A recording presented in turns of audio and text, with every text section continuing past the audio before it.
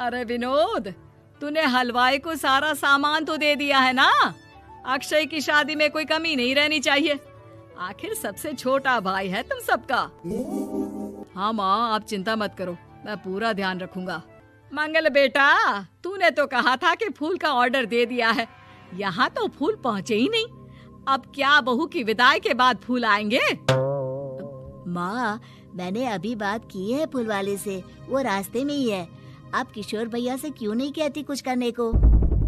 किशोर पहले ही मेरे बताए काम कर रहा है। पास के सभी रिश्तेदारों और मोहल्ले वालों को कार्ड वही तो देकर आया था। रिसेप्शन के लिए हॉल भी उसी ने बुक किया था। टेंट कुर्सी वालों को भी तो वही देख रहा है। पर कई मोहल्ले वाले तो हमारे भरे पूरे परिवार से जलते भी हैं। उन्हें बुलाने की क्या जरूरत थी? बेटा, शादी ब्याह में तो बुलाना ही पड़ता है, नहीं तो लोग क्या कहेंगे। दादी दादी देखो ना, हलवाई अंकल हमें लड्डू नहीं दे रहे, आप इनको डांटो ना। अरे चैन सुख दे देना बच्चों को लड्डू, क्यों तंग कर रहा है इन्हें? बीबी जी, मैं कहाँ मना कर रहा हूँ, लेकिन लड्डू बनते ही ये बच्चे उठा उठा कर खा लेते हैं। अरे मैं तो इन्हें थाल में रख के परोस भी नहीं पा रहा। भागो, अब कोल्ड ड्रिंक पीने चलते हैं। भागो भागो, अब कोल्ड ड्रिंक पीने चलते हैं। जैसे कि आप देख रहे हैं, आज इस घर के सबसे छोटे बेटे अक्षय की शादी है। घर में बहुत चहल पहल है। कुलभूषण की बीवी कमला को फुर्सत ही नहीं है कामों से, लेकिन कुलभूषण और घर के बाकी लोग कहाँ हैं? आइए देखते हैं। अजी, आप यहाँ आराम से बैठकर गाने सुन रहे हो और घर में अभी तक इतने काम बचे हैं करने को। अरे भाई, मेरे सबसे छोटे बेटे की शादी है, इसके बाद तो मैं अब चिंता मुक्त हो ही जाऊंगा। और फिर घर में तुम हो, बेटे बहुएं हैं, तुम लोगों के होते हुए मैं क्यों काम करूं? मैं तो शान से बेटे की शादी में जाऊंगा तैयार होकर। अरे ठीक है, अब आप आराम ही कीजिए।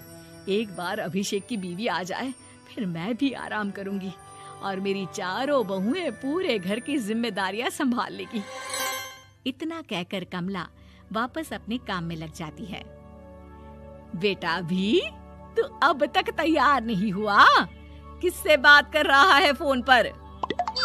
तैयार कैसे हूँ? सैलून जाने से तो आपने मना किया है, क्योंकि मुझे हल्दी लग चुकी है। भाभीयों को देखो, सुबह से पार्लर में है।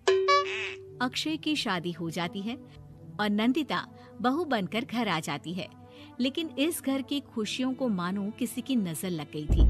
नंदिता के आने के बाद आए दिन घर की शांति भंग होती रहती। अपने माँ बाप की इकलौती बेटी को इतने बड़े परिवार की जिम्मेदारियां कहाँ संभालनी थी? अभी देखो ना, मेरे हाथों की मेहंदी भी अभी नहीं उतरी है और तुम्हारी मम्मी ने मुझे घर के कामों में लगा दिया। मैंने सोचा था कि घर की सबसे छोटी बहू होने के कारण मुझे सब पलकों पर बिठा के रखेंगे, पर यहाँ तो पलक झपकने की भी फुर्सत नहीं मिलती। देखो नंदू, शादी के पहले ही मेरे घर वालों ने तुम्हें और तुम्हारे पेरेंट्स को बता दिया था कि मैं जॉइंट फैमिली में रहता हूँ, तो फिर अब ये शिकायत क्यों? और फिर तुमसे पहले मेरी भाभी भी तो आई थी शादी करके, उन्होंने तो कभी कुछ नहीं कहा। नंदिता तब तो चुप हो जाती है, लेकिन ऐसा बहुत दिनों तक नहीं चलता। अरे नंदिता, माँ बाबूजी की दवाई का टाइम हो गया है, उन्हें दवाई दिलाओ और उसके बाद सबके लिए नाश्ता बना देना। पर भाभी, मैं तो अभी अपना फेवरेट सीरियल देख रही हूँ, प्लीज मेरी जगह आप कर लो ना ये काम। ठीक है, मैं तेरी जगह माँ बाबूजी को दवाई दे आती हूँ और नाश्ता बना लेती हूँ। तू मेरी जगह पूरे घर की डस्टिंग करके 5 बच्चों को स्कूल के लिए तैयार करके भेज देना और दोपहर का खाना बनाने के बाद कपड़े धोकर सुखा देना। उसके बाद हम दोनों मिलकर बाजार जाकर सब्जी ले आएंगे, फिर डिनर की तैयारी कर लेंगे और उसके बाद बस भाभी, मैं माँ बाबूजी को दवाई देकर सबके लिए नाश्ता बना देती हूँ। हे भगवान, ये कहाँ लाकर फंसा दिया मुझे। मेरे घर में तो गिनती की 8 रोटियां और 2 सब्जी बनती थी और नाश्ता निपट जाता था। यहाँ तो रोटियों का ढेर और सब्जियां बड़े बड़े पतीलों में बनानी पड़ती है। नाश्ता बनते बनते लंच का टाइम हो जाता है और लंच बनते बनते डिनर का। अभी मुझ में तुम्हारे पूरे परिवार का नखरा उठाने की और ताकत नहीं बची। मैं ऐसे नहीं रह सकती। अरे तो क्या चाहती हो तुम? मुझे अलग रहना है बस। तो ठीक है, हम कल ही शिफ्ट हो जाएंगे किराए के घर में। इतना बड़ा घर होते हुए हम किराए पे क्यों रहेंगे? ना जी ना, घर में ही दीवार खड़ी करो अपने हिस्से के आगे। घर के साथ साथ घर की खुशियों में भी दीवार खींच जाती है। ऐसे ही कई महीने बीत जाते हैं और नंदिता माँ बन जाती है। बच्चे के आने से अभिषेक के कंधों पर खर्चों का बोझ आ पड़ता है। अभिषेक का बोझ कम करने के लिए नंदिता भी पार्ट टाइम जॉब कर लेती है, लेकिन इससे उसके सर पर नौकरी, घर और बच्चे की जिम्मेदारी बढ़ जाती है। नंदिता, ये क्या है? तुमने घर भी ठीक से साफ नहीं किया, ना ही मेरे कपड़े धुले हैं। चिंटू के बाल भी कटवाने जाना था, देखो उसके बाल कितने बढ़ गए हैं। अरे करती क्या हो पूरा दिन तुम? मैं करती क्या हूँ?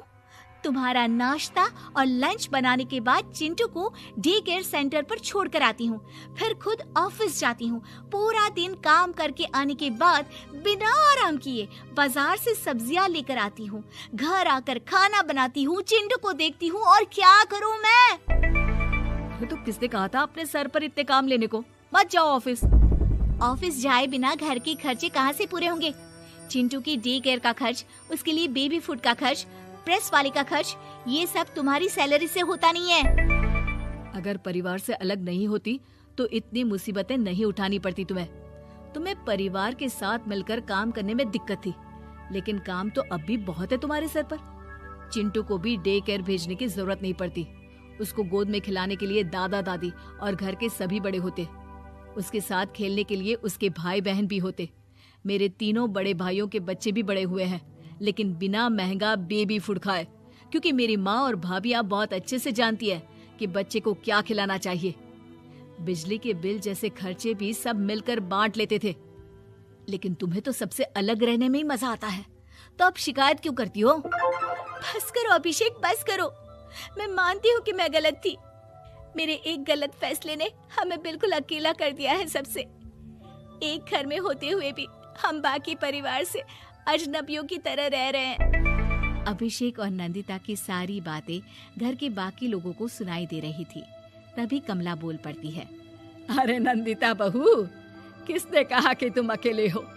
तुम्हारा इतना भरा पूरा परिवार है ना तुम्हारे साथ। हम तो बस ये चाहते थे कि तुम अपनी गलती समझ जाओ। अगर हम तुम्हें समझाते तो शायद तुम ना समझती, लेकिन अपनी गलती का एहसास तुम्हें खुद हो गया है, तो अब तुम समझ चुकी हो परिवार में एक साथ रहने का मोल क्या होता है। मम्मी जी, मुझे माफ कर दीजिए, अब ऐसा दोबारा कभी नहीं होगा। अरे माफी बाद में, पहले मेरा पोता जरा मेरी गोद में तो दे, और तू जाकर सबके लिए चाय बना ला।